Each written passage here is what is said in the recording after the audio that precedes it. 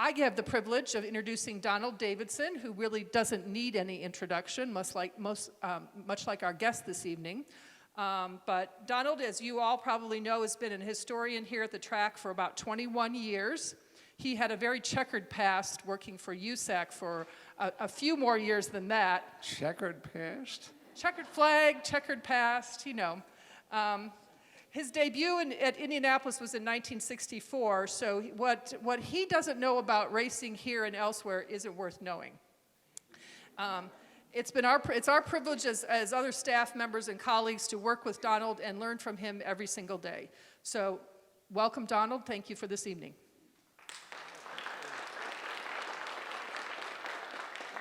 Well, thank you and good evening, everybody, and thank you for coming tonight, and thank you for your support of the museum. I see a lot of familiar faces out there, and so the introduction here will be brief. As you know, one of my favorite things to do is to tell stories. I also like to hear stories, and I've been blessed with, through much of my adult life, with being able to do things that I really enjoy doing, and I really enjoy sitting with a driver and doing a more in-depth, not an interview, but just basically a chat, and get them talking, to get them to tell stories, and maybe some stuff that we didn't know. So, without further ado, would you all welcome, please, the 1986 Indianapolis 500 winner and 2004 winning entrant, and also three-time IndyCar champion. I never thought I'd get used to using the term IndyCar because I know it used to bother some people. But anyway, would you welcome, please, Bobby Rahal.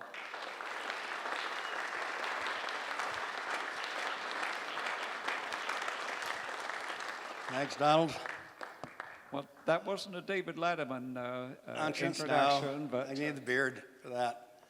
But in fact, maybe we'll get into that maybe just a little bit later. But fascinating how the two of you hit it off. Mr. Letterman, I first met, I think, in 1974, and I've had some nice chats with him, and he's a very interesting person to try and get to know. But anyway, welcome, and I think we'll probably just start right off. Let's go. By looking to the future before we do the past, 2020, what can we expect? What do you got going? Well, I mean, I think if I look at 19 real quickly, kind of a disappointing year for us. I think overall in the sense that while we didn't lack speed at times, we didn't really have the consistency that you need to have to, figure for the championship. Takuma, of course, won 2 races. One was a pretty dominant one at Barber, and then, of course, St. Louis at Gateway was a kind of an amazing drive, frankly. And here at Indy, he finished third. He was a lap down. We got the lap back, and he almost won the race again. So he'd probably be pretty happy with it. But then there were still ups and downs. And Graham had 4 mechanical failures that really cost him good positions and good races.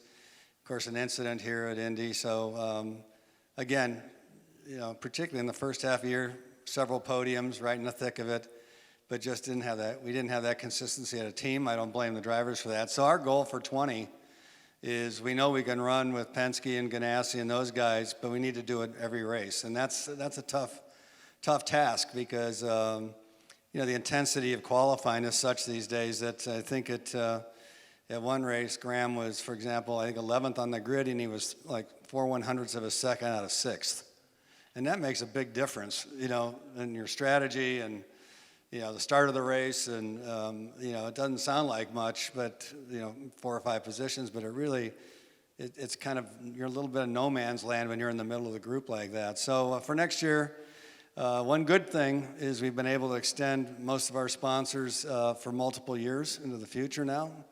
And that kind of consistency and certainty is a big help to a team because we know, when you do one-year deals, it's like no sooner do you sign that deal than you're trying to replace it, because if they decide not to continue, it takes you a year to find another sponsor. So thankfully, we've got some really, Fifth Third Bank extended into the future a few years out. So did Total, the oil company, United Rentals. So we really are kind of fortunate that that they've done that. It's taken a lot of work, but that's part of the deal. And Takuma's back with us again.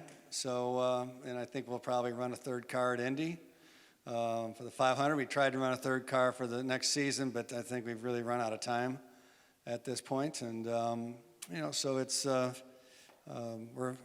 was at the shop this morning. We're all day, and it's busy.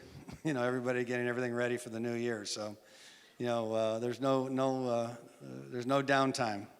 And I think in many respects, the off season's busier than the season. So we're looking forward to a really good 2020. There's so much work behind it. It can't be all fun. And just sort of like trying to find the sponsors or get the right combinations. And sometimes you think you've tried everything and it's not working out. I mean, do you have soul-searching moments where you think, do I really want to keep doing this? Well, yeah, there's a lot of nights you wake up at 3 a.m. staring at the ceiling, trying to figure out how you're gonna make things happen. And of course, having your son drive for you doesn't help, because now you have the obligation not just as employer, but it's your son, and you don't want to be known as the guy who ruined his son's career. So. There's a lot of pressure involved in that, and a lot of the people within our team have been with me for many, many years, and so everybody works really hard, and so you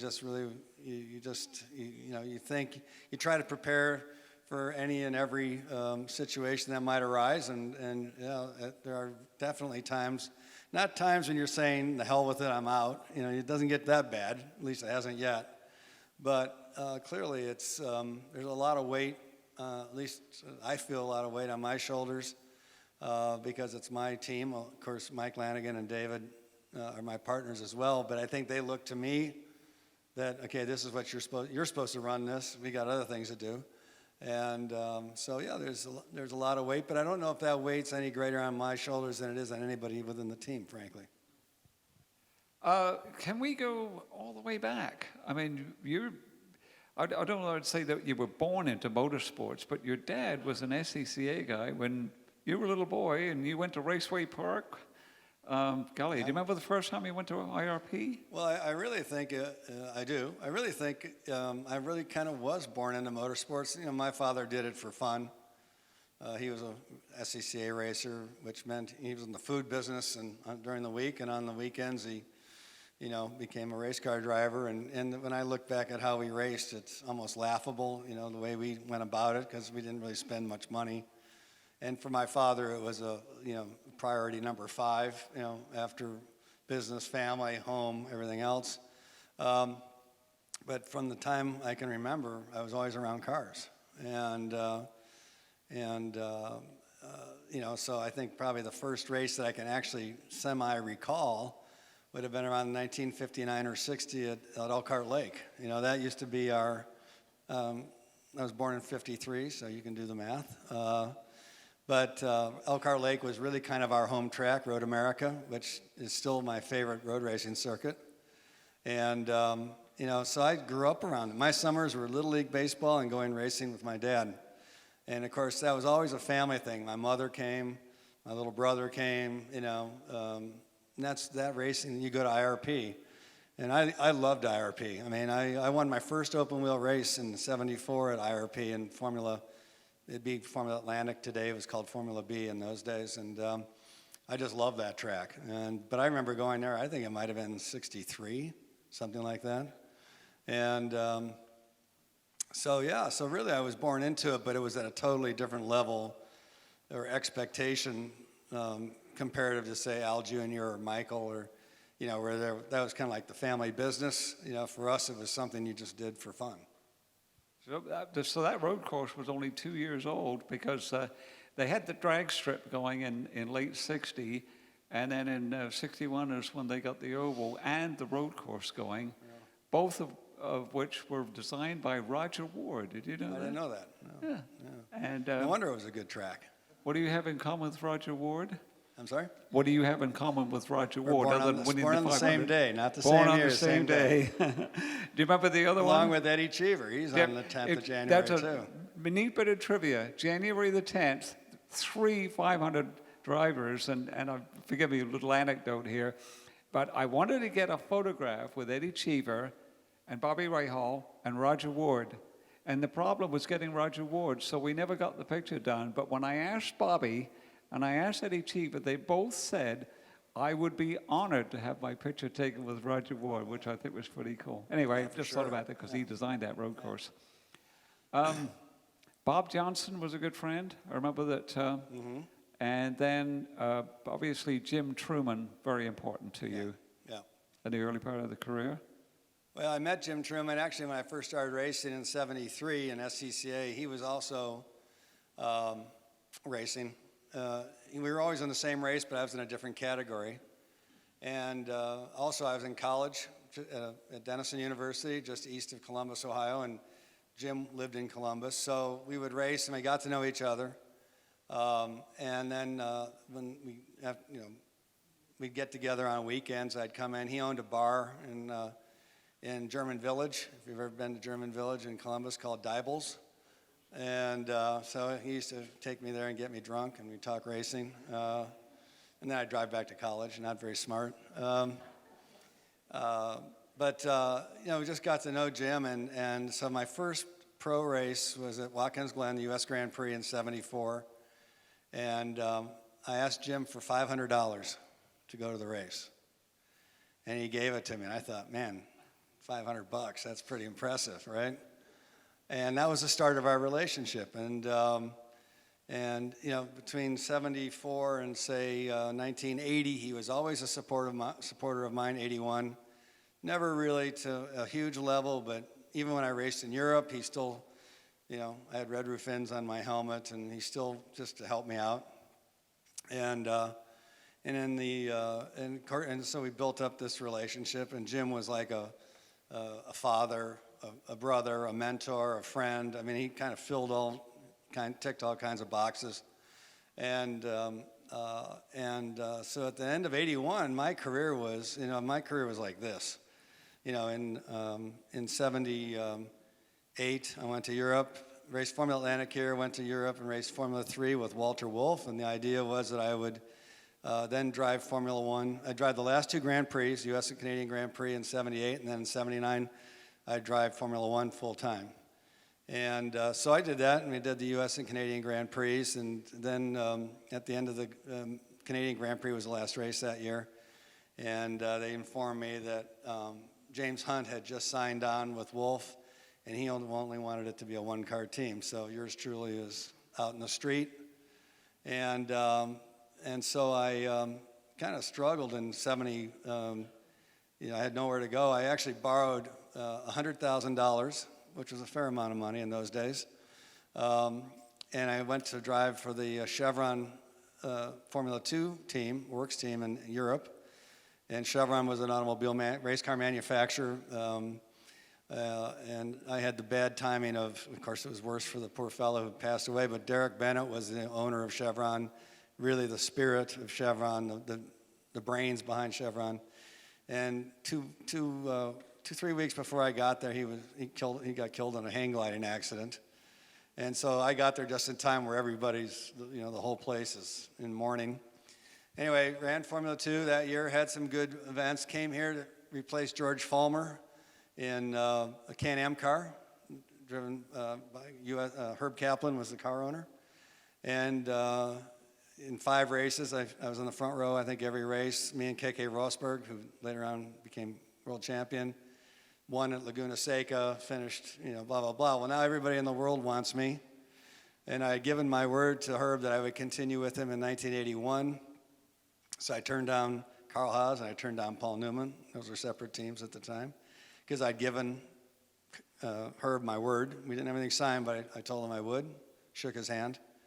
And of course, I had a disastrous year that year in '81, or in 1980, I should say. Again, at the bottom, don't call us, we'll call you. And that's kind of how it went. So at the end of '81, again, halfway through the year, I replaced Al Sr. in the Budweiser, Paul Newman's team, the Budweiser Can-Am cars. I did about, again, half the season. And, but I was a little bit, my career was kind of iffy. And in '81, Jim Truman came to me and he said, if you're smart, you'll say yes to everything I say. Well, I'd known Jim a long time, so I'd say, okay, And he said, you've got to find the people to buy the cars and the engines, and I'll put up the rest of the money, and we're going to start a new team. I want you to come to Ohio to start the team with me. It's going to be your responsibility. So that was the best offer I had that day, so absolutely said yes, and moved back to Columbus at the fall of '81. And then we found Steve Horn, who became the team manager, and that was the start of True Sports.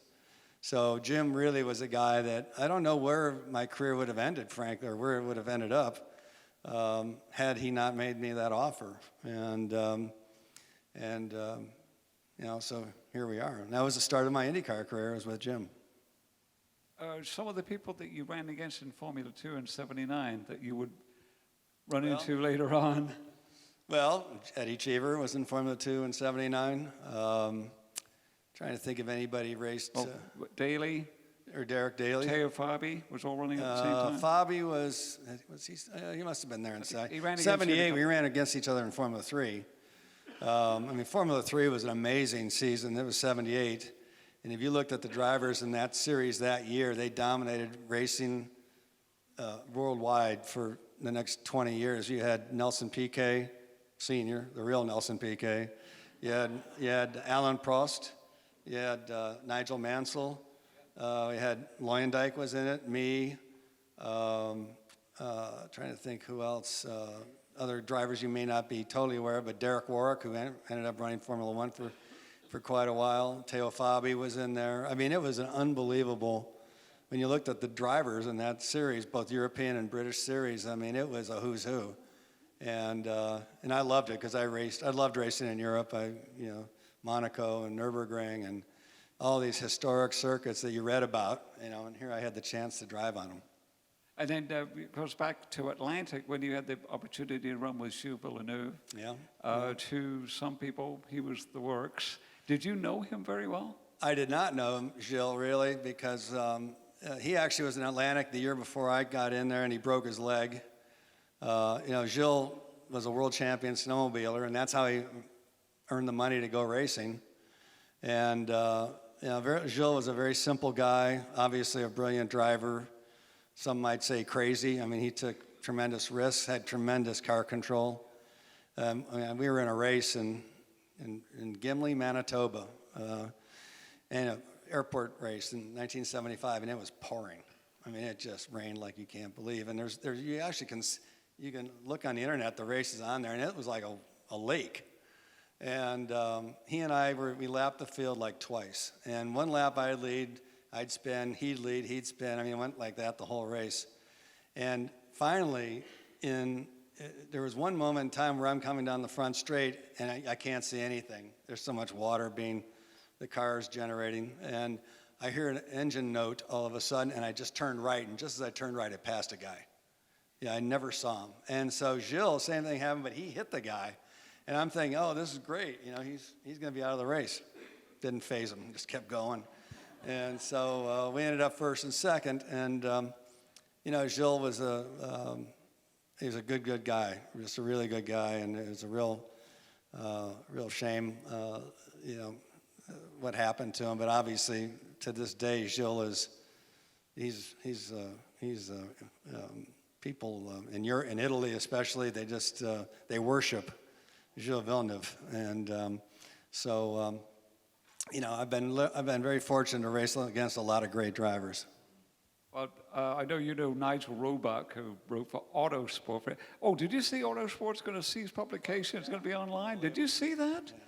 God, that's shocking. But anyway, back in the days when the journalists didn't sit in the press room all the time and watch TV, they used to go around. Amongst Roebuck's most pleasant memories were to go down into, like a turn at the bottom of a hill and watch Gilles Villeneuve in a Ferrari come down the hill sideways with arms crossed and power full on. But Anyway, I want to jump around all over the place because there's some trivia about you or things about you which I find interesting, and hopefully these people were too. I've always been fascinated about who knew who when, and you moved around quite a bit. But do your parents still live in Glen Ellen? Well, they did. They did. Passed Okay. away, but yeah. All right. Yep. Anyway, so you lived in Glen Ellen for a while.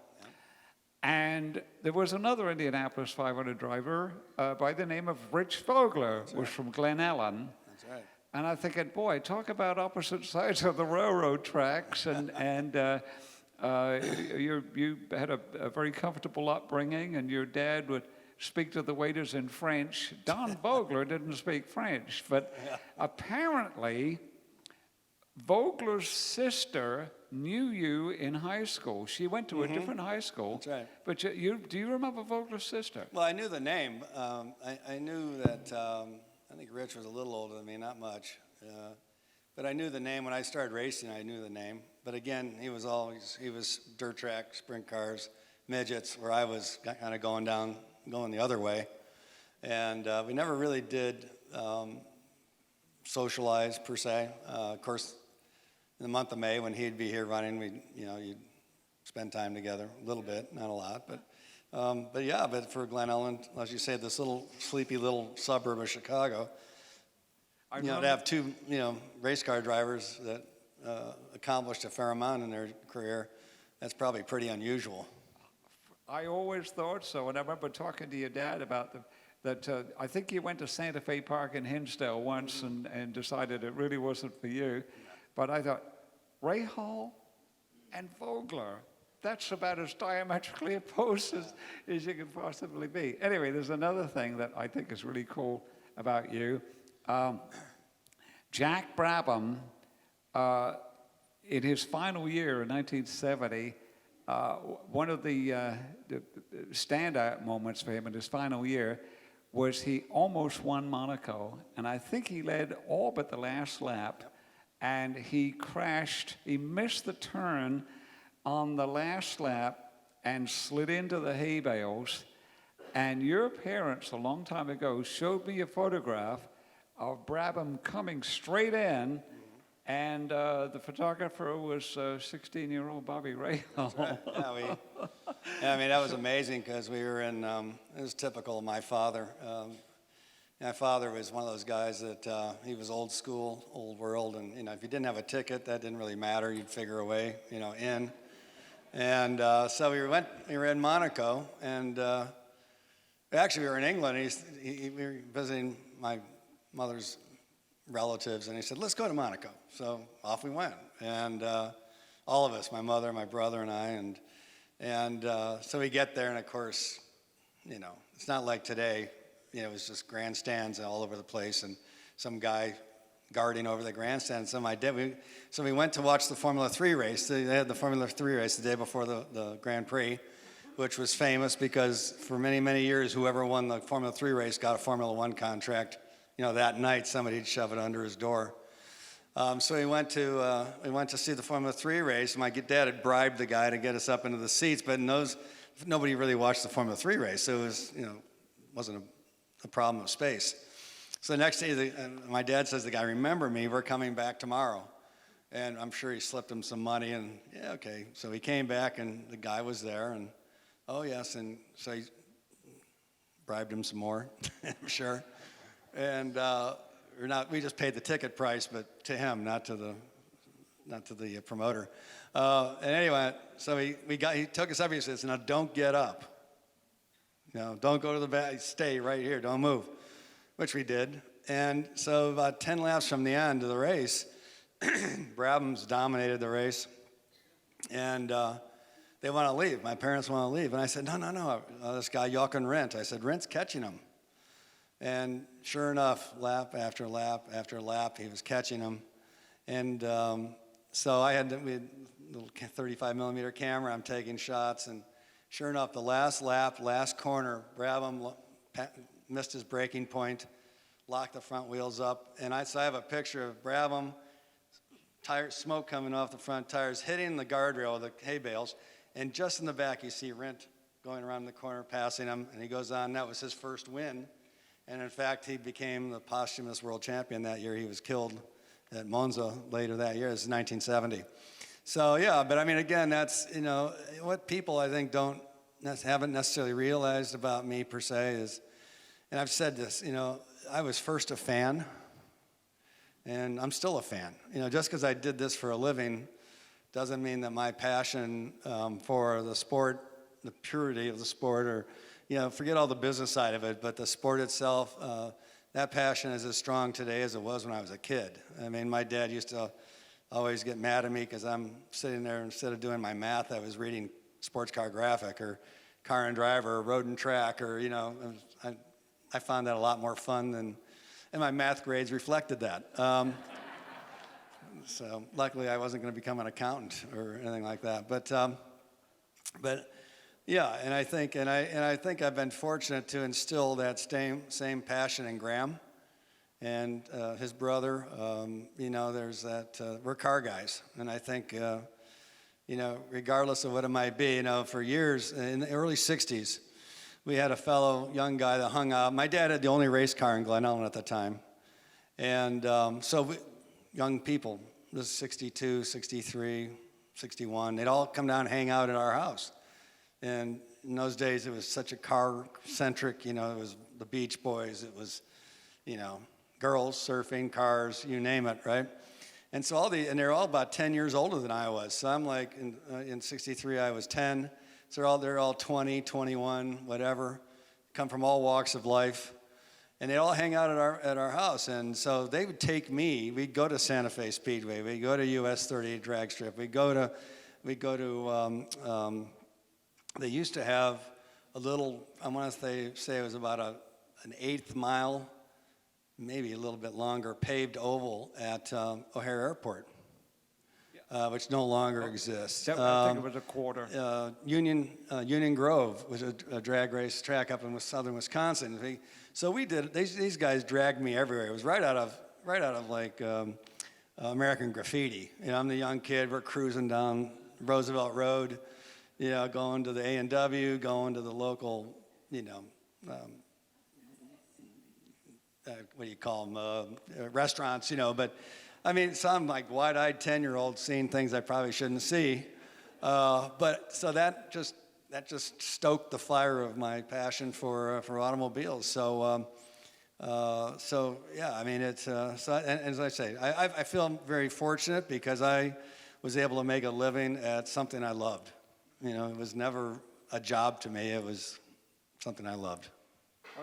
I want to bring up a little bit of useless trivia here, and then we'll go back to a question. And you had this amazing pattern going in your 500 career. And if I can remind you, well, here's Bobby Rahal's finishes, okay, from 1982 through 1994. And I got to cheat a little bit because I got this set up a special way. All right, his finishes in an order from 82 to 94, 11th, 20th, 7th, 27th, 1st, 26th, 5th, 26th, 2nd, 19th, 6th, did not qualify, 3rd. All right, now, I don't know if you noticed a pattern there. Odd years weren't good years. Even yeah, well, it finally broke, but anyway, this is for all these, this is like for 12 years, okay?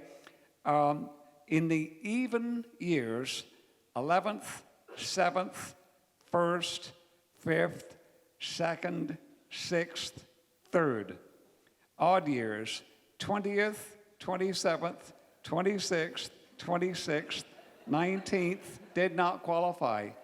And so the average finishing position for the even years was 5th, and the average finishing position for the odd years was 23.6.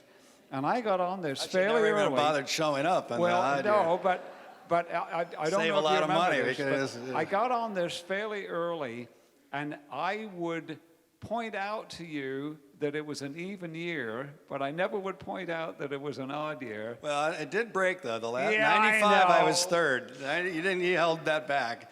My last 2 years here, I was 3rd, 94 and 95. But yeah, I know. It was like, I don't know, you know, I don't know how that, I don't know why it was the way it was, but, you know. Well, I found it fascinating because I got onto it early and it kept on going, and Chief had a similar one. But I remember that because of your interest in history, and I always tried to be very tactful, that as I say, at the early part of May when I would see you, I would say, this is an even year, this will be good for you. And then I stayed away on the odds. And then in 1995, you got third. And at the victory bank, I'd never said a thing. And at the victory banquet, from across the room, and you went, and I thought, golly, you be careful what you tell these fellows because they remember. But I found that fascinating. Anyway, just another piece of trivia, but this is for the Bobby Rahal fans out there, and I'm interested in the response here. All right, raise your hand, please, if you can tell me who is Graham Rahal's godfather.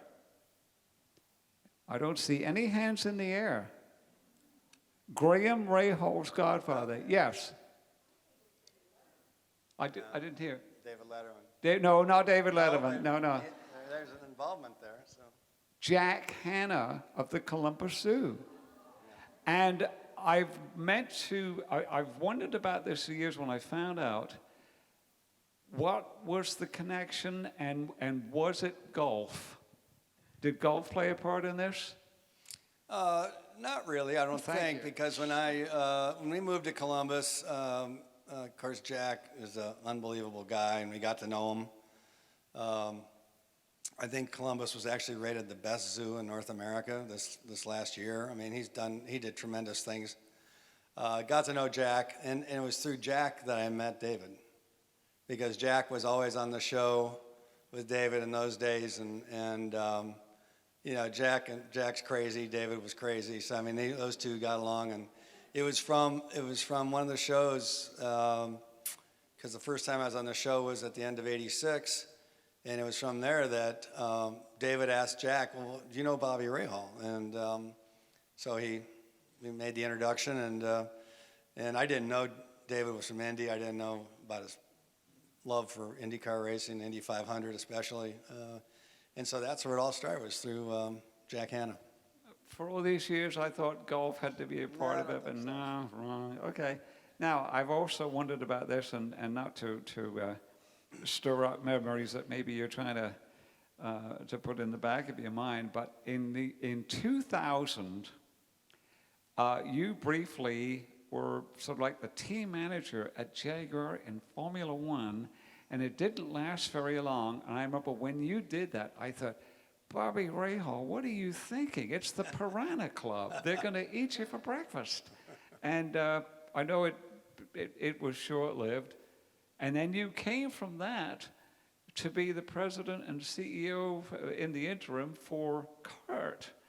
And I said, well, actually, CART was first. You're a glutton for punishment. CART was first. Well, again, that's where my passion for what we were doing. You know, I cared about IndyCar racing, and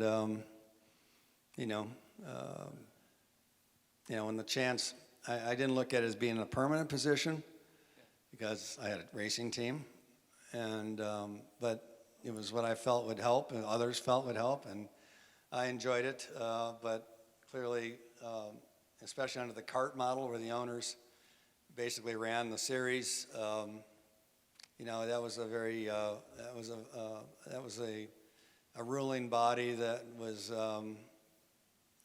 pretty chaotic, because it all depended on if something was in that owner's individual interest, then he was for it. If he wasn't in his interest, he was against it. It wasn't about what was best for the series. Some were worse than others, some were not at all bad, but I knew right from the start I wasn't going to do that permanently, but there had to be a stopgap measure, and I was willing to be it. And then I went to Jaguar, from there. But yet, the reason I went to Jaguar was several-fold. One, Neil Ressler, who was the head of Ford Engineering Worldwide, based in Detroit, asked me to go run the team. We were a Ford team in CART at the time. We had Kenny Brack and Max Pappas. We'd won a lot of races for Ford, and and I had good people here. A guy named Scott Remke, who was my right-hand man, who we still miss tremendously to this day because he was a very savvy guy. I felt like I could do that, and it was all good till certain individuals showed up, and about 6 months after I got there, and it was just either he was going to run the team or I was, and it didn't work out in the end for me. But in a sense, I guess the team ended up folding 2 years later anyway. So but it was an interesting. I love the ingenuity and the imagination that I saw in Formula One, because you build everything. But of course the costs, what have you, are so high, it's crazy. But it was pretty neat we finished on the podium at Monaco that year in 2001. I mean, we had some good races, and we were making good progress from where it had been. But sometimes things work out, sometimes they don't. But I guess if you looked at my career, bringing Honda in, helping bring Honda in 93, 94, taking over the True Sports project in 90, at the end of 92, the chassis project. I guess I've never been afraid to to take a risk. Maybe some of them weren't the smartest risks in the world, but at the time, all the reasoning seemed right. It was wonderful when I was doing this. I was always getting little notes from Dan Gurney, because he was he was a pioneer in a lot of ways, right? And a lot of people said if Dan hadn't been such a if he would have left things alone, he probably would have been a lot more successful than he was, which was tremendously successful anyway. And that may be, but in the end, you got to do what you think is right. And I thought it was worth doing. And as I say, some days it works, some days it doesn't. Obviously, bringing Honda in was a pretty good bet, although the first year was not a good year for us. But winning Honda's first Indy 500 10 years later was a hell of a satisfying moment. I remember also that you had the Judd engine, and as I recall, the Judd was down on power a little bit, but the fuel consumption was better, as I recall. And the thinking was that if the race went green to checker, that you could actually save a stop, but unfortunately you never had an opportunity to put that into practice. Well, the reason it was good on fuel is it didn't have any power. No power, right? You need fuel to have power. We won the only race ever in the history of IndyCar racing. We won that with the Judd engine at Pocono, 588. And that was a case where we qualified on the front row, but it wasn't because of the speed down the straight. It was just we really had the car handling quite well. But when the race started, they just drive by you. And as the race progressed, the Chevys kept dropping out and dropping out and dropping out. And so with about, maybe 15 laps to go or so, Al Sr.'s leading, he drops out, and it's like, look what I found. And, and we'd been leading, but he passed me. So that was a tortoise and the hare kind of day. We weren't the hare, we were the tortoise, but it worked. And we took that engine in the beginning of that year, and it had been briefly run by Rick Gallis the year prior with Jeff Brabham, and I'm trying to think who was out there besides Jeff. But anyway, Jeff McPherson. Jeff McPherson, right? And it was basically a Honda-based engine, but it was John Judd, who was Jack Brabham's partner, is the guy who really designed and built the engine. And Jack Brabham, to this day, of course he's passed, but he's revered by Honda because he brought Honda's first international racing championship in like 1965 or so in Formula 3. And so Honda, for as long as Jack Brabham was alive, Honda, absolutely, he was in their Hall of Fame, so to speak. And so we took Steve Horn. We couldn't get a Chevy that year. And we'd been running a Cosworth, but that was running out of steam. It didn't have the legs that the Chevy had. And we took on this project, and it was interesting because when we first got it, it was not competitive whatsoever. And over the course of the year, we almost won Cleveland with it. There were a couple other races that we had good races with it, but it still was, it wasn't a Chevy for sure. So, at the time, Steve Horn thought it was worth the potential future. And, in the end, it didn't. But, it was, again, we were willing to roll the dice a little bit. Another little bit of trivia and a short editorial here. With the number of engines that are badged as something other than what they are, the reverse of that is that when Jack Brabham had that engine in '87, it was called the Brabham Honda. And apparently Honda went to him and said, look, we wish you'd call it something else because we don't want it to appear that we're, it's a factory effort. And he said, well, but it's your engine. They said, yeah, but would you call it something else? So that's why it became the Judd. And then the other thing is that Jeff Brabham dropped out of the race. Apparently the red light came on, a warning light. And he came in and parked it. And then they later found out that it was some kind of an electrical glitch and there was nothing wrong. So it was back to the old NASCAR thing, run it till it blows up. But anyway, jumping around a little bit, we're going to go to the audience here shortly. I think we're a little ahead of time, but I don't know if we could maybe get that mic ready because I'm sure that you've got questions to ask. But just a couple more is, you're now into restoration, and you bought yourself a race car to restore, and I know there's a twinkle in your eye when you're telling the story, so tell the good people here, please. Well, after I retired from racing, again, I'm a car guy, so I started collecting some of my old race cars that I first started in and raced them in vintage racing. And then I stopped doing that because I was racing them too hard. That red mist, and the competitive. And plus that everybody wanted to say they beat Bobby Rahal. Well, I can't have that happen. So, anyway, I collected these cars and then ended up selling a lot of them off and collecting other cars. But I always lusted after the Gurney Eagles from '66 or '67. I think today, still in my mind, the most beautiful open wheel car ever designed, with the beak, the nose, the little beak, and just sexier than hell as far as I'm concerned. And so, and they didn't build many of them. I think they only built about 12 of them over 2 years. So in any event, this Australian guy owned one. And about 10 years ago, he offered it to me, and I said, I'm not really right. It's not right yet. So I waited 10 years to pay twice as much to the same guy. But it's the car that Jerry Grant drove in '66, qualified 10th, finished 10th. Didn't qualify in '67 with the car.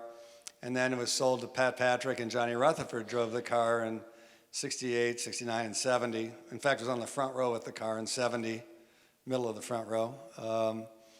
And anyway, so I finally took the leap, and so my goal is to have it here next year for the 500. And it's just, again, I think one of the most beautiful race cars ever built. So, the Ford 4-cam engine, the bundle of snakes, exhaust. I mean, it's like a beautiful woman. You do crazy things for a beautiful woman, and I'm doing crazy things to have this car. But anyway, I'm really. And what's cool is there's a lot of guys. Chris McAllister here in town just bought the I think it was the ex-Joe Leonard, Wally Dallenbach Eagle. And I know Chris will do a great job restoring. He's got a fabulous collection of cars.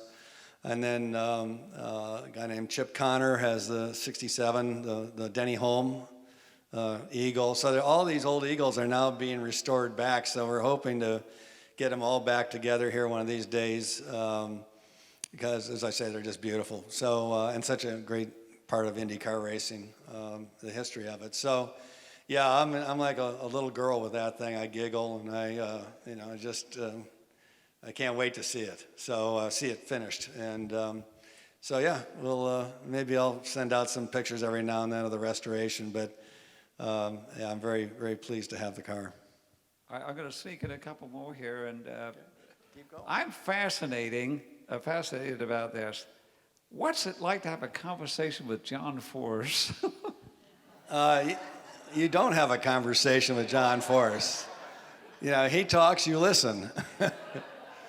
One of the first, maybe the first dinner that my wife Johanna and I had with Graham and Courtney and Laurie and John Force was, I don't know, about 4 or 5 years ago. And I remember, it's right around Long Beach time, and I remember we went up to the Force's house. They have a beautiful home in Southern California, and had a glass of wine. And then we all decided we were going to go down to this steakhouse down in near Newport Beach. And as we were leaving, I heard Courtney say to John, you know, like, Dad, shut up. Don't say a thing tonight, right? So we get there. We walk into the place, and there's a maitre d'. John says to the guy, you know, he's just wired, says to the guy, turns around and says, do you know who this guy is? This guy won the Indy 500.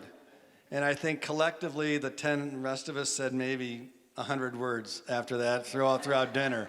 I mean, it was just like you just sat there and let him go, you know? And I love John. I have a tremendous amount of respect for him because he really came from nothing and built a tremendous career. I mean, here he is, 70 years old, and he's still winning funny car races. I mean, it's crazy. And I really believe, I mean, this is it for him. He doesn't know anything else. Doesn't want to do anything else. And so I have a great deal of respect for that. But yeah, with John, it's pretty much, it's his show, and you just, you know, sit back and enjoy it. All right, one final one from me, and maybe I'm grabbing what somebody in the audience can be asking, but that 1986, Indianapolis 500, closing laps, great battle, Rick Mears, Kevin Cogan, who was just in a special class that day, and yourself, and he's ahead of you, and there's a restart. Take us through the last couple of laps. Well, I think if I go back maybe from lap 190, both Mears and I were, I think, tight on fuel, and we started to, you know, in those days, the trick was you would turn the boost down or whatever. And Kevin he was like a man possessed. I mean, he was on the high groove, and if you remember the TV, it looked like he was going to hit the wall just about every corner. And I got balked by a guy named Randy Lanier, who was infamous later on, and for reasons we won't go into. And you're probably mostly aware of that. Your favorite race driver, as I recall. Sorry? I said your favorite race driver, as I recall. Well, Randy was, you know, he was all right. Well, at that time, he wasn't a favorite, you know. Anyway, I got balked by him, and Kevin got a run on me and passed me. And then, but, you know, our car was really good, and so I think I led close to 70 laps that year, something like that, 60-some, 70. And thanks to Ari Luyendijk, he creates this yellow. Luckily, it's a pretty small yellow, and it's a restart. And I was always, I think, pretty good at restarts, and I always get mad at our drivers when they have lousy restarts, because that's like the easiest time to pass somebody. And you know, people said, oh, you jumped it. Well, I really didn't. If you look at the TV, I mean, I had a good start, but he really went wide out of 4, and I was able to take a tighter line, and of course that's less distance covered, less scrub, and so I was able to get a run on him. And again, as I said, we were tight on fuel. We had this really crude, like, fuel warning light, and so it starts flashing after I passed him, and you don't know if there's 1 gallon in it, 5 gallons in it, you know, 1/10 of a gallon. They were that unreliable, unlike today where you know what it is down to the ounce. And I remember past Kevin going right by the start-finish line, going to 1 and got through 1 and 2 well. He was not in a position to take a run at me. Got through 3 well.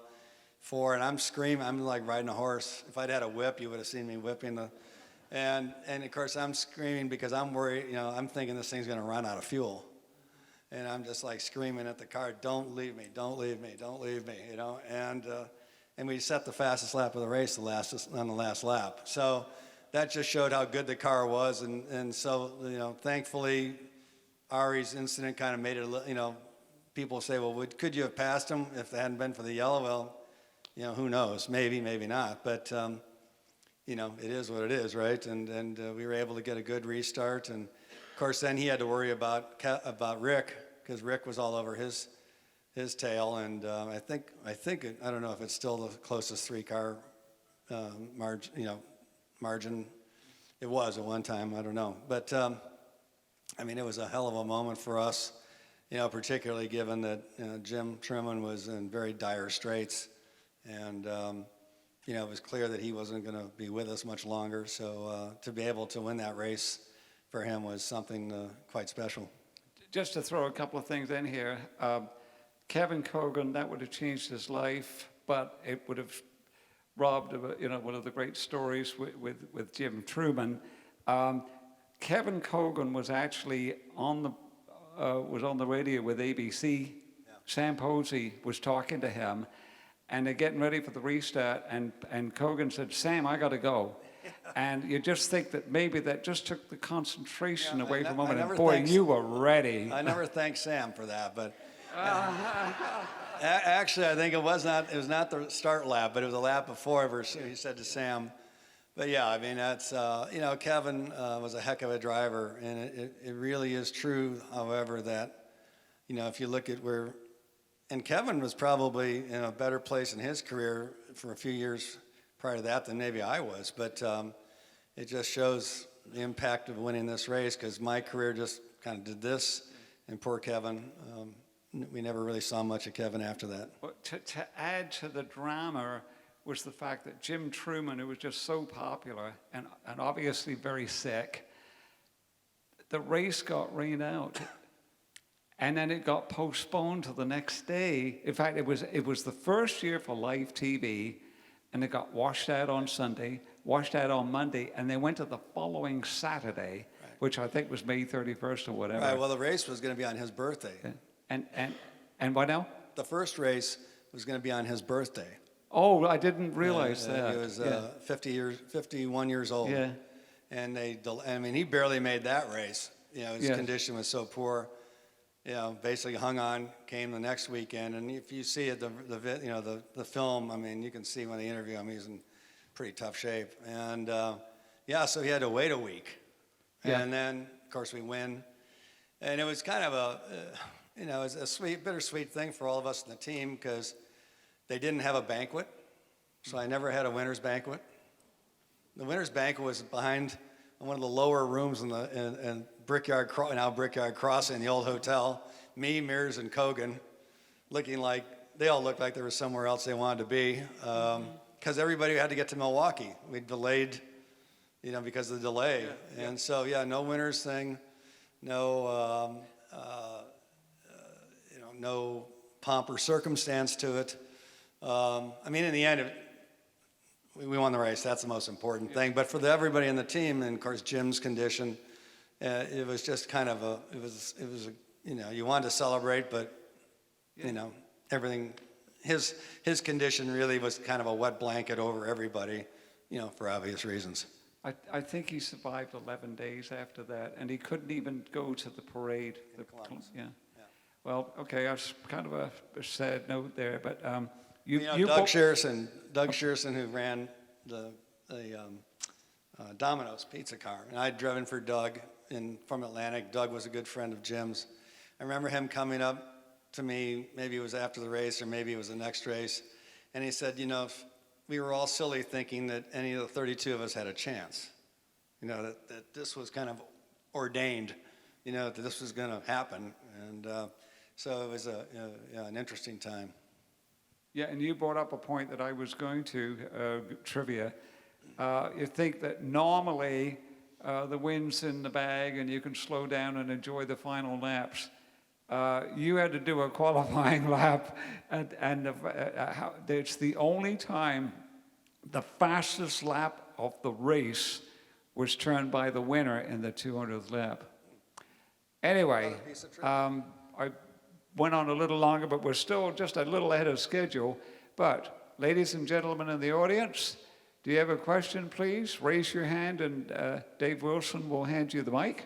Okay, are we on? We are on. Okay. I'm going to hand this to you first, and I'm going to give you a refill. Oh, thank you. I'm going to go with the even theme. The 2004 ownership brought you a lot of luck, and I was just curious. Kenny Brack was injured like in 2003, and I was wondering what you saw in the racer, Buddy Rice. Well, of course, I known Buddy. You know, I watched him race Formula Atlantic. I mean, I knew Buddy, and of course he'd been involved with, I think it was maybe, can't remember who it was before us here in IRL, Buddy Rice. Can't remember if it was Dreyer Reinbold or who he drove for. I'm not. Anyway, so we knew Buddy, and you know, I just felt that you know, he had enough talent. He had the talent, and you know, we were pretty confident that with him, you know, we'd have a good shot. And he had a very, very good engineer who then left and went to Joe Gibbs, and then basically runs Joe Gibbs' engineering group. A guy named Todd, and anyway, and it was we had the G-Force chassis, which was probably a little bit better than the Dallara at the time, and we had Works engines, Honda engines. So, as did Andretti, as did, or Team Green, or whatever it was called then, as did a number of others, but still that combination of everything, you know, now that year in 04, we won the pit stop contest, we were on pole, you know, Buddy was on pole, we won I mean, if there was anything to win, we won it that year.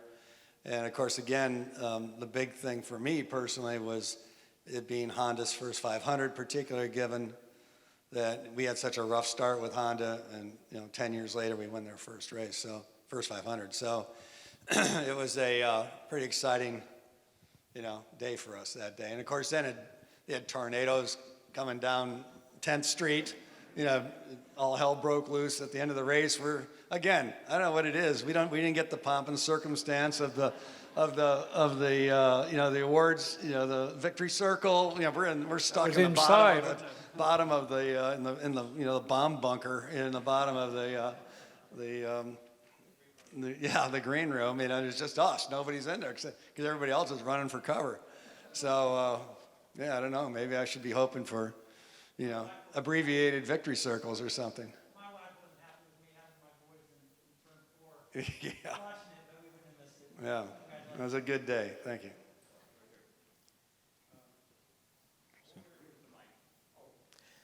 So Donald asked my first question, so I appreciate that. Now I get to ask a second.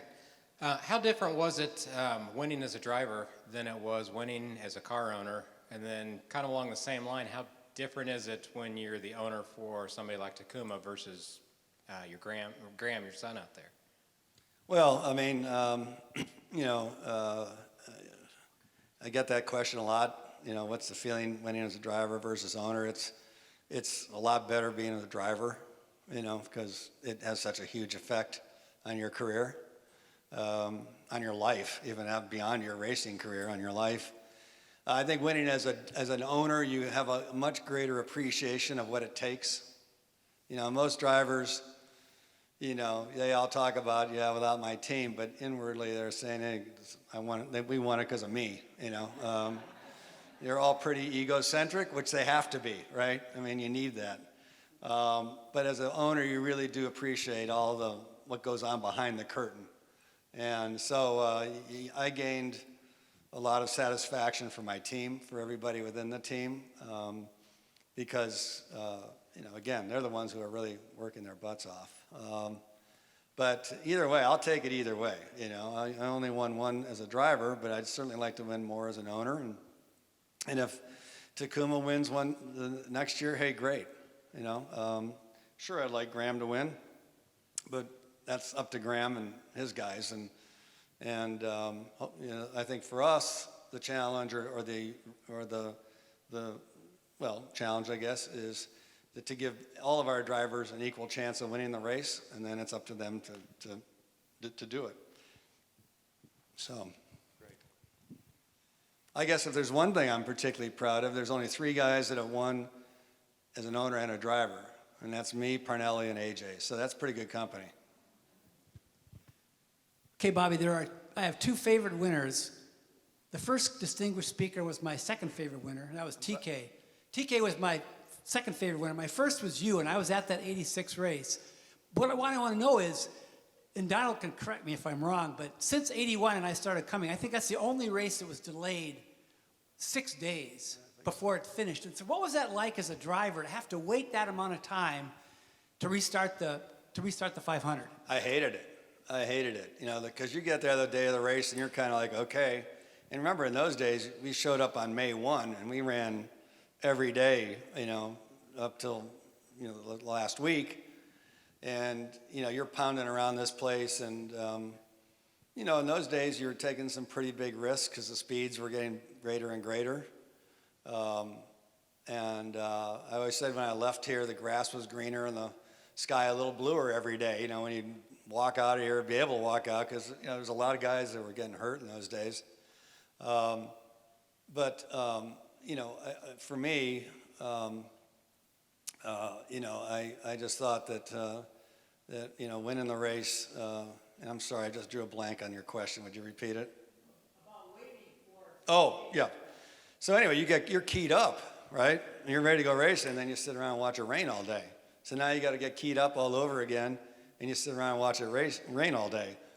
Go there the next day, and it's like more of the same. And I was so relieved, because I was just so, you kind of burned me out. And so I was so relieved when they said we're coming back next Saturday.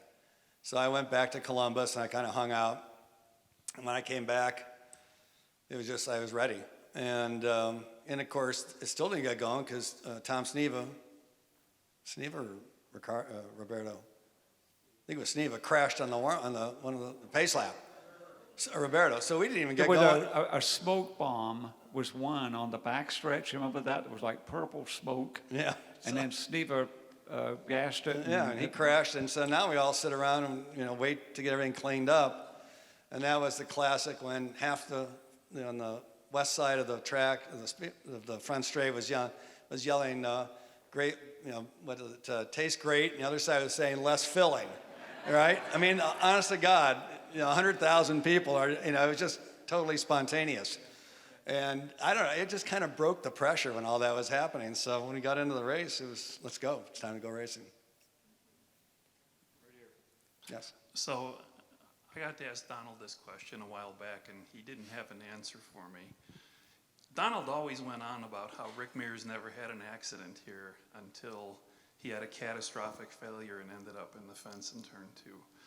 I've looked high and low, and I can't find any indication that you ever had an incident here at the Speedway.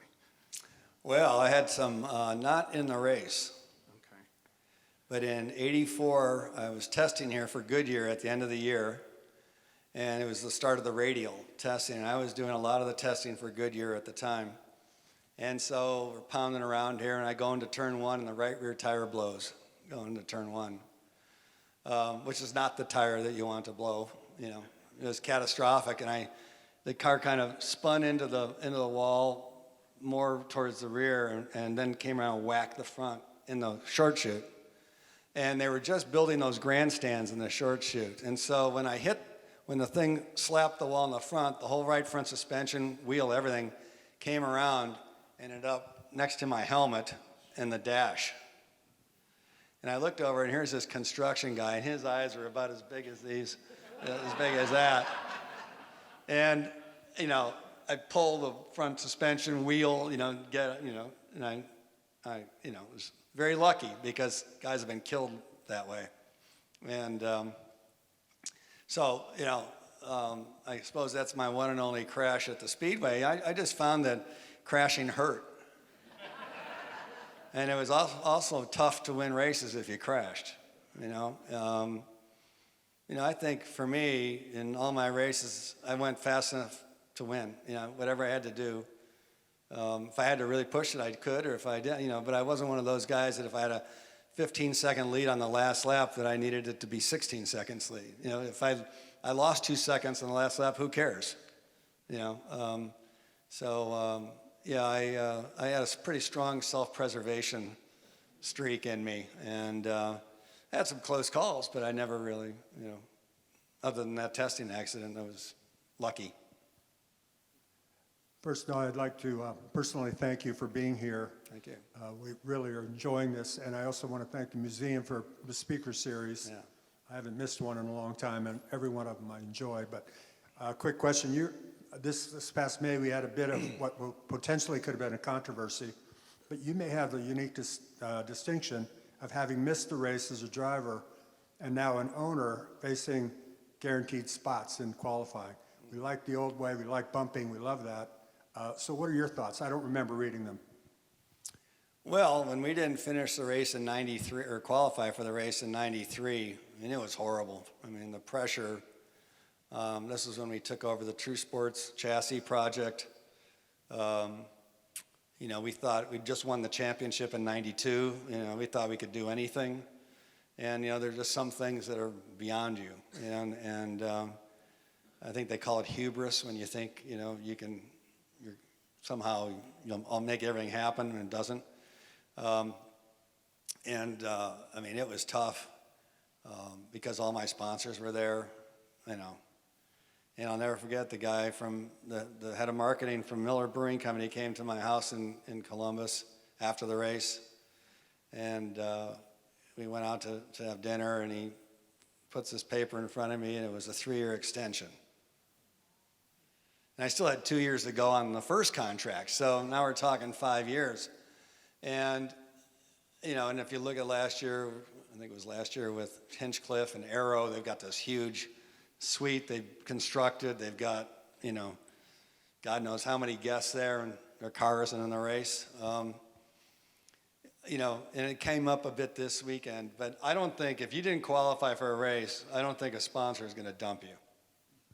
And if they do, maybe you don't want that sponsor. I mean, you don't guarantee a sponsor in your contracts that you're going to be in the race. It's best efforts and it's all that kind of stuff. And I think anybody with any, common sense would say these guys are giving it everything they got. It's not like they don't want to qualify, So I'm still, and I will tell you, the last several years, not this year, but 2 years ago, I was a little nervous because we had good pace in qualifying or in race simulation, but qualifying we were missing something, and I think Graham ended up 23rd or something on the grid. But today it's so tight in terms of when I was racing here, there might be 7, 8, 9 miles an hour difference between pole and the last guy in the field. Today there's like 2. I mean, it's crazy. And I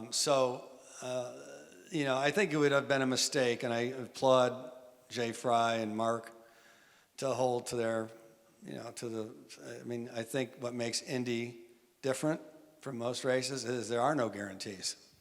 Doesn't matter who you are. You got to make your way in. And, of course, after I didn't qualify in 94, Penske doesn't qualify in 95. This is the guy who dominated IndyCar racing in 94, right? They won the championship. They had brought the Mercedes and the pushrod engine here. They dominated the 500. Al Jr. second one, but Emerson was a lap ahead of Al Jr. When he stuffed it with like 10 or 12 laps to go. But here you are, just like me. Here I went from champion 0 to 0, right? You're here and then you're here. But any sponsor, if they really have a relationship with you, they're going to know that you gave it your best shot, and what do we have to do to get back in it next year? And I think Arrow did it, but Miller Brewing Company did it, and I'm sure others will as well down the line. Hi, Bobby. Hi. You were talking a little bit about safety, and I was wondering what comments you might have about this new Aero screen that's being tested right now. Mm-hmm. Seems there's a lot of negativity out there among segments of the fans. Well, I'll tell you, I think it's a great thing, because I'll tell you, 3 years ago, Graham told me that he was in a tow and some guy lost his right rear mirror. Now, a mirror only weighs a couple pounds, if that, a pound maybe, right? And it just missed his head and went back and it bent the rear suspension, right? So, 230 miles an hour, was it 2 or 3 years ago, James Hinchcliffe got knocked out on the road course, because somebody ran over something and hit him in the head, and I frankly think the frontal view is not the sexiest view in the world for sure, but I think the side view is pretty cool. And in the end, I think that it's progress, because if you want to go way back, if we weren't interested in progress, we'd still have aluminum gas tanks, and we'd still have fires all the time, and we'd still have people getting burned to death, and we'd still have, I mean, racing, IndyCar racing's always been on the leading edge of technology and of safety technology. I mean, the safer wall, all these things have contributed to making racing safer. And yeah, like any change, some people go for it, some people don't. But I think what Marco Andretti said, some quote, he says, if it was your head in there, you'd like it too, So I think, I think it's, I think it's a good thing, because I think, it was just, I mean, you've always been pretty, what's the word? Well, you've always been pretty out in the open, and anything to do to protect you, I think, is worth doing. Thank you again, Bobby, for being here tonight. Thank you. And for all you do for IndyCar racing and the sport. Thank you.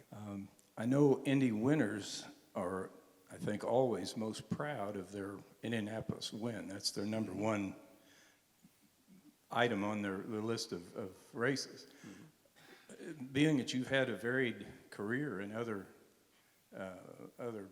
automobiles, what would be your second most proud race, whether it's a win or not?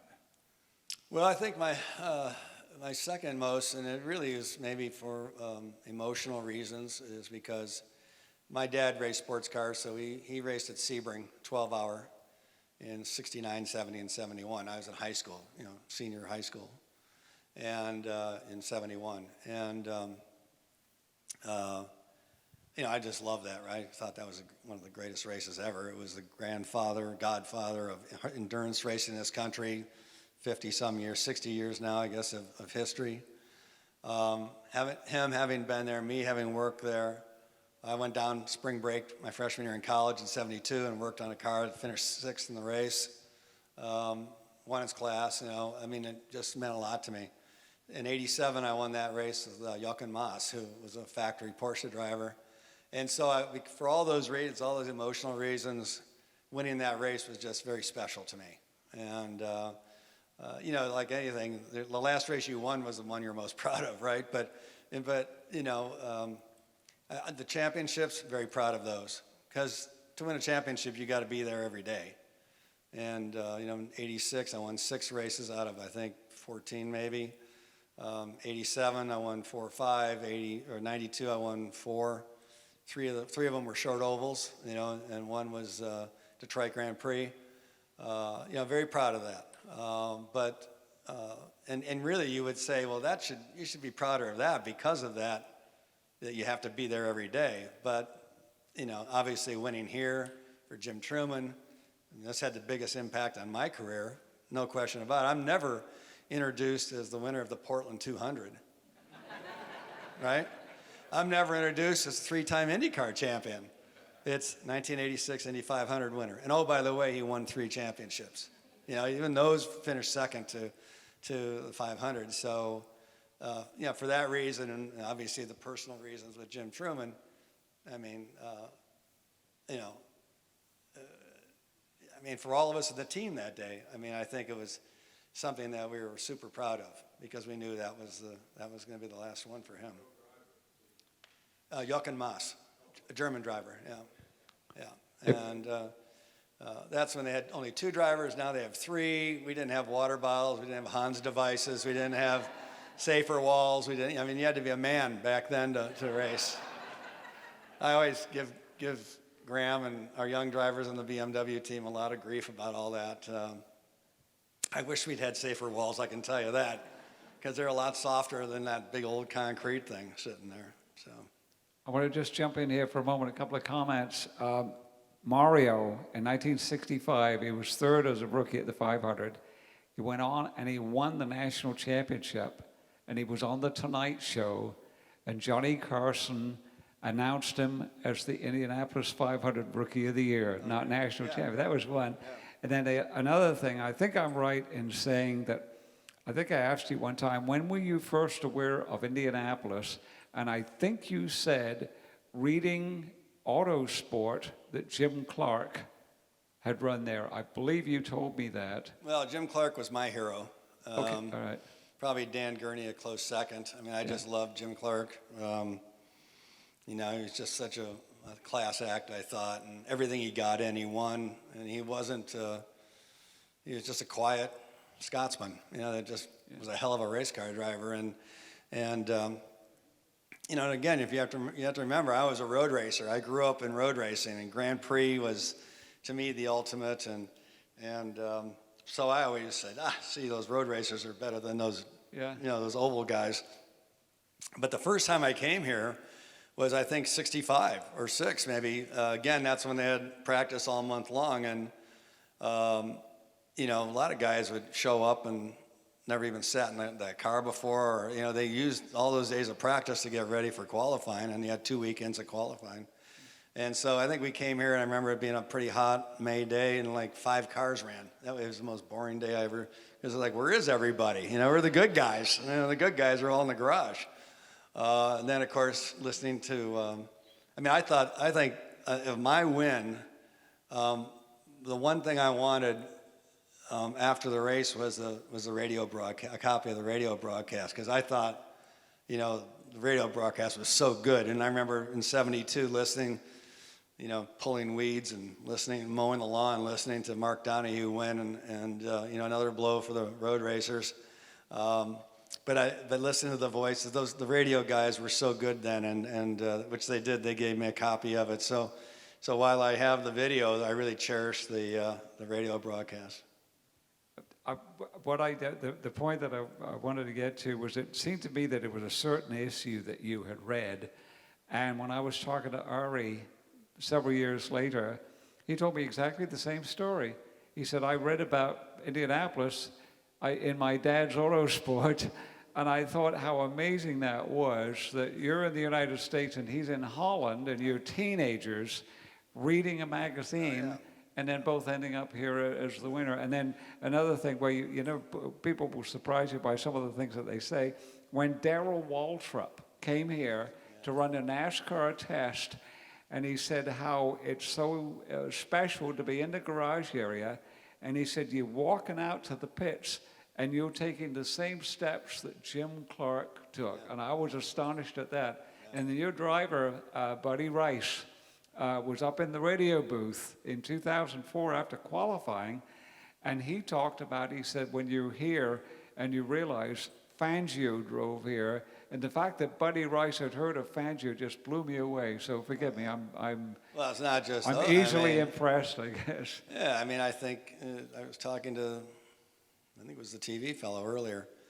You know, I mean, this race just stands out from any other race, I think, in the world. And you know, this is a story. There's so much tradition. There's been so much tragedy, so much victory, so many stories. So many, you know, I mean, you know, it's really an American story in a lot of respects, regardless of who won the race. And I know, like when Honda was looking at IndyCar versus, say, NASCAR, that they wanted IndyCar because they felt that the Indy 500 was Americana, that there was no more event in this country that was more, quote unquote, American, you know, the history, even general history of this country than the 500. And I think, which is why everybody are such passionate fans about the 500, because it really is, you know, I think Graham said it really well. Stories are written here every day, and it's a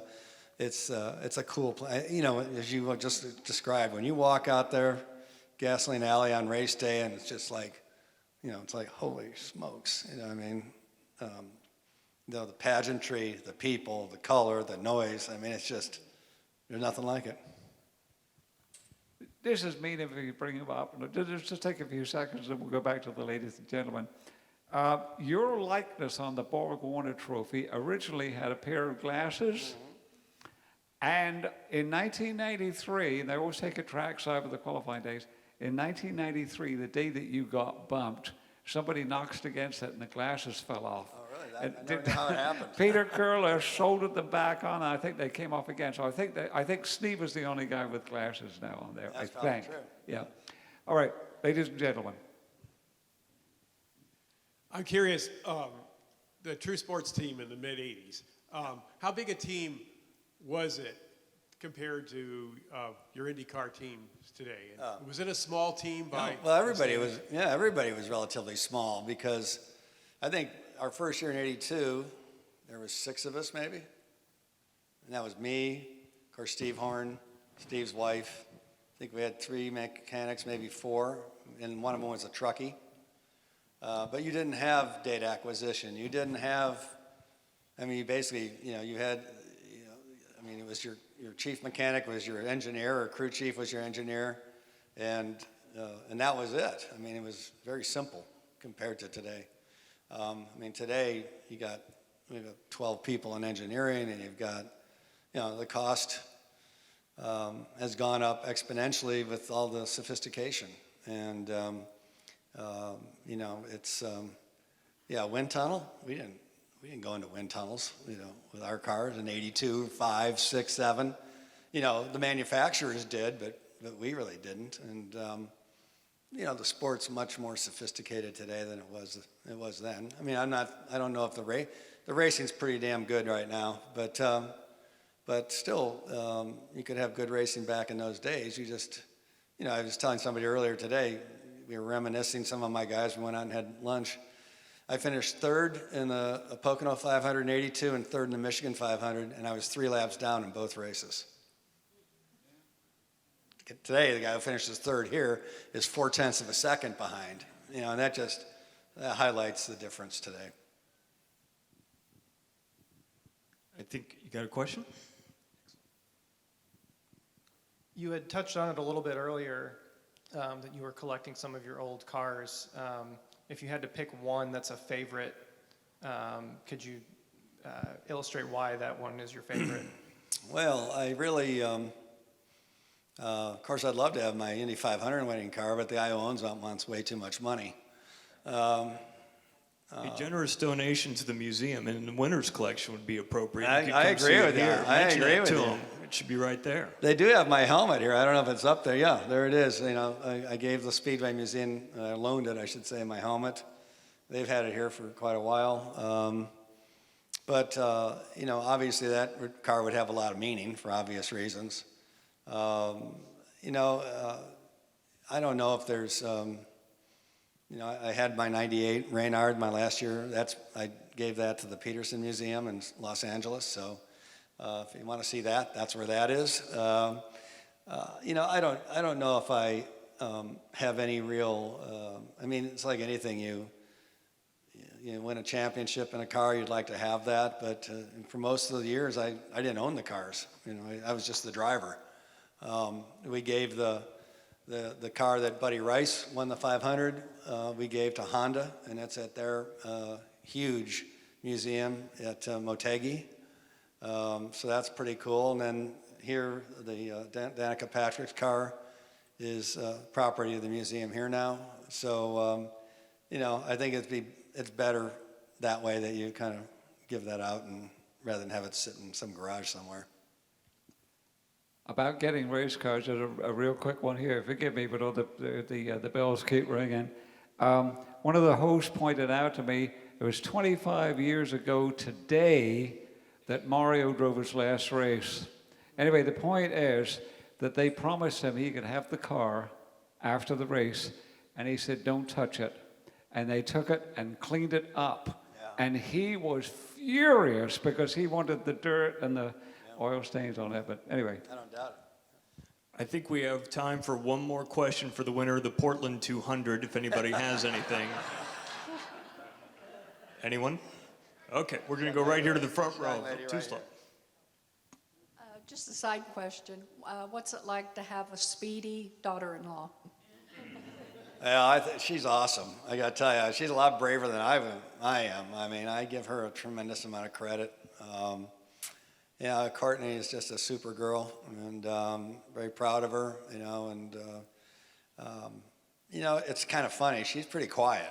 Of course, I guess if you had John as your dad, you'd never be able to say anything. So, no, Courtney's.